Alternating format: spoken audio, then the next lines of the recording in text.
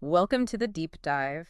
Sometimes the most fascinating stories are kind of hidden within other stories. hmm And today, we're digging one of those up as we explore the world of late Jurassic sauropods, specifically a newly described genus called Ardetosaurus. Yeah, that's right. We've got the scientific paper that really brought this dinosaur into focus, plus some broader info on the geological formation it came from. Our mission really is to understand what makes Ardetosaurus stand out, what's unique about it, and, what its discovery actually tells us about that ancient world it lived in. Exactly. We're going to trace the pretty incredible journey of this particular fossil Right. from when it was first found, almost as a side discovery next to another dinosaur, through its naming, its physical traits, the environment. It's all based on these sources. And get this, the story of Ardetosaurus, it isn't just about old bones. It's like a real adventure story. It goes across continents, and there was even a museum fire involved. Oh, yeah, the fire. That's definitely part of its unique history. So the main specimen, the holotype, That's the reference one, right? The standard. precisely. That's the one. It got this nickname, Brosmo. Rosemary. What's that mean? It means crumbly in Swiss German. Gives you a hint about its condition, maybe? Okay, crumbly. Not ideal for a fossil, I guess. Not really. But what's fascinating is when it was found way back in 1993 93. Okay. at the House Stevens Quarry up in northern Wyoming. But, like we said, it wasn't the main event. They were actually digging up a Camarasaurus specimen. So this potentially really important find was sort of accidental, It's- an add-on. You could say that. Uh, And, yeah, they didn't realize what it was right away. The initial thought was, oh, maybe it's a Diplodocus. a diplomatic. Okay, more familiar name. Right. But that Wyoming quarry, Yeah. that was just the very beginning of this fossil's travels. It then got sent off to Switzerland, Switzerland. Wow. to the Athol Dinosaur Museum. From Wyoming to the Swiss Alps. That's quite a move for some old bones. It is, but it didn't stop there. No. Where next? From Switzerland, Bros Maley went to Germany, to the Dinosaurier Freilich Museum. It needed preparation work, cleaning and stabilizing. Okay. And that's where things took a really dramatic turn. In 2003, there was a huge fire at that museum. Wait, a fire? Seriously, at the museum with the fossil? Yes, a devastating fire. Oh, no. What happened to Brosma? Was it destroyed? Well, it was badly damaged. Yeah. Our sources say something like 15% of the bones they had already prepared were just gone, completely destroyed. 15%. Yeah, several neck vertebrae, some structures on the back vertebrae, mostly lost. Even the big leg bones, the femur and fibula, they sustained significant damage. And the tibia, you could actually see burn marks on it. Wow. It's just heartbreaking for the scientists, and it really shows how fragile this stuff is. Absolutely. It highlights the challenges. Preserving these things is tough. It sounds like a massive setback. I mean, it's amazing it survived at all after something like that. It is. But thankfully, the story didn't end there in the fire. Okay, good. So what Okay. happened then? Well, quite a bit later. In 2018 and 2019, the specimen damaged and partially prepared was acquired by the Oortide Museum. That's in the Netherlands. The Netherlands. So another country on its passport. Yep, got a new catalog number there. And interestingly, that museum also got 4 other diplodoicoid specimens from that same Wyoming quarry. Oh, so they're maybe specializing a bit in that type of dinosaur from that location. Seems like it. So Bruce Milley, our crumbly traveler, finally found maybe more permanent home base. And it was only then, in 2024, after this whole incredible journey, that it finally got recognized as something totally new. Exactly. Just this year, van der Linden and colleagues published the paper formally describing it, Ardetosaurus viator. Ardetosaurus severe. Okay, let's break that down. The name must reflect the history, right? It absolutely does. Yep. Ardetosaurus. It combines ardor, that's Latin for to burn, Because of the fire. exactly, and then sauros, the usual Greek for lizard, so burned lizard. That's quite a name. Very direct. And the species name, viator. Viator is Latin for traveler, Perfect. The burned traveler lizard. It really fits its whole story. doesn't it? A really fitting tribute, I think. Okay, so we've got the dramatic backstory, the journey, the name, but what actually is it? After all that, what features finally told scientists, hey, this isn't Diplodocus, this is something new. What did this burned traveler look like? Right, so Ardetosaurus is classified as a diplodocid sauropod. Okay, diplodocid, long neck, long tail. That's the family, yeah. From the late Jurassic period, specifically the Kimmeridgian age, found in the Morrison Formation.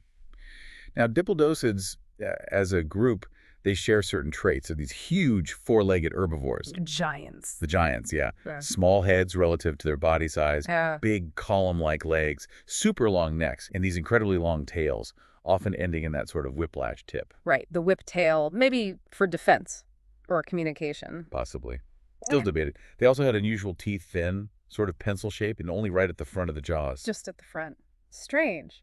Yeah, probably for stripping leaves off branches, not really chewing. And another thing, their nose openings weren't at the tip of the snout. They were way back up near the eyes. Oh, that's weird. It is a bit unusual.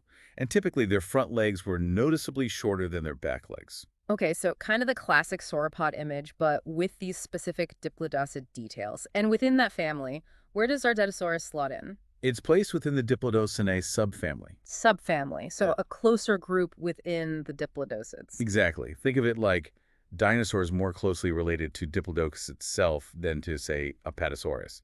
That's a different subfamily, the Apatosaurinae. Got it. And what's interesting about Diplodocinae is the sheer size range. You get absolutely colossal ones like Supersaurus. Supersaurus, yeah, huge. Huge. But then you also get much smaller members like Lincupol found down in Argentina. So it wasn't just one size fits all in that group. What bones do we actually have for Ardetosaurus? What parts of Brismele survived the fire and the journey?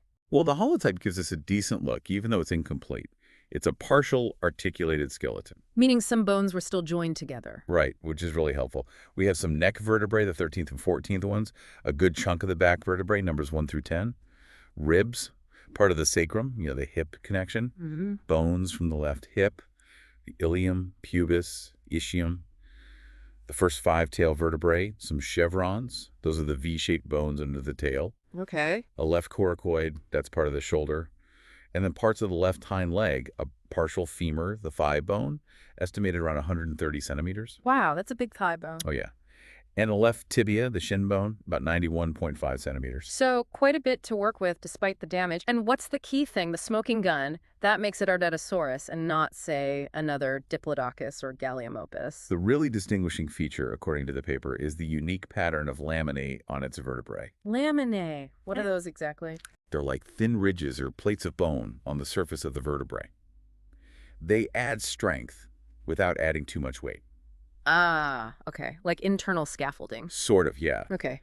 And the specific arrangement, the way these ridges connect and branch, that pattern can be unique to different species or groups. It's like a fingerprint almost. So these tiny details in the bone are the key. That's amazing. It really is. These subtle differences hold vital evolutionary clues. Okay, based on those bones, especially the leg bones, can we get a sense of how big Ardetosaurus actually was? We can try. Since we don't have the whole thing, we compare it to related dinosaurs where we have more complete skeletons. Right. The femur and tibia of Ardetosaurus are pretty similar in size to the holotype of Gallimiopus papsti. And how big was that one? Well, that specific Gallimiopus specimen was thought to be a subadult, not fully grown yet, Okay. and it was estimated at around 18.2 meters long. That's about 60 feet. 60 feet. And that was a subadult. Yeah. So while it's just an estimate, and you're comparing an adult Ardetosaurus maybe to a subadult Gallimiopus, it suggests Ardetosaurus was likely in that large size range. A big animal. Definitely a giant. Wow. And did they figure out anything about Brismele's life, like how old it was? They did, actually. They looked at a thin section of one of the dorsal ribs, the back ribs. Like tree rings, but in bone. Kinda, yeah. You could see growth lines. Based on that, they estimated Brismele lived for about 22 years. 22 years. And the bone structure suggested it probably hit sexual maturity around age 13, and then full skeletal maturity stopped growing around 17. How could they tell it stopped growing? There was evidence of something called an EFS, an external fundamental system. It's basically the outermost layer of bone that forms when growth slows way down or stops completely. I see. So Brismele was definitely a fully grown adult. Yep, a mature individual. 22 years. A decent lifespan for such a huge creature back then, I suppose. Okay, let's zoom out a bit. Ardetosaurus lived in the Morrison Formation. Tell us about that place, that ancient world. Oh, the Morrison Formation is legendary in paleontology. It's this vast layer of rock spread across the western U.S. Right, Colorado, Wyoming, Utah. Exactly. And it's just packed with dinosaur fossils, especially from the late Jurassic. The dating puts it somewhere between roughly 156 and 147 million years ago. Late Jurassic. A key time. A really key time. And what's cool is you find rocks of a similar age with similar types of dinosaurs in other parts of the world too, like the Lernan Formation in Portugal or the Teneguru Formation over in Tanzania. So it gives us a snapshot of dinosaur life on a more global scale during that period. It does. It shows these groups were widespread. What was the actual environment like in the Morrison area back then? Was it Yeah. jungle, desert? The reconstruction points towards a semi-arid environment, so not a lush rainforest, not a barren desert, but somewhere in between. Probably had distinct wet and dry seasons. Okay, semi-arid with seasons, that would definitely affect the plant life and therefore the herbivores. Absolutely, it shapes the whole ecosystem. And the specific spot, the Howe Stevens Quarry where Brosmilly was found, it wasn't just Ardetosaurus there, right? You mentioned Camarasaurus. Oh, definitely not just Ardetosaurus. That quarry has yielded a lot. yes. Other sauropods, like Diplodocus and Camarasaurus, yes, but also the plated Stegosaurus, the big predator Allosaurus, even a smaller plant eater called Nanosaurus. So a real slice of the Morrison fauna right there. A very busy neighborhood, it seems. It really sounds like it. So Ardetosaurus was living alongside quite a few of its relatives, the other diplodocines. Yes, several others. We know Diplodocus was there, Barosaurus, the giant Suprasaurus, and Gallimiopus were all roaming the Morrison landscape at roughly the same time. And that's just the diplodocines. Weren't there other types of sauropods too? Oh, yeah. It wasn't just them. You also had the Apatosaurines. That's the group with Apatosaurus, maybe Brontosaurus. You had Dicryosaurids, which are a bit weirder looking, often with shorter necks and spines on their back. Right. And even early macronarians were present.